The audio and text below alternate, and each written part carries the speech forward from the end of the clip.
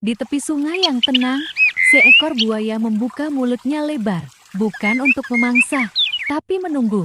Seekor burung kecil mendekat, lalu mulai mematuk lumut dan sisa makanan di sela-sela gigi sang predator. Ini bukan keberanian tanpa alasan.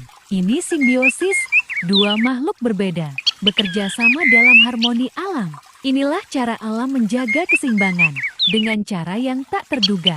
Kalau kalian suka video ini, klik follow dan subscribe untuk fakta dan info menarik lainnya.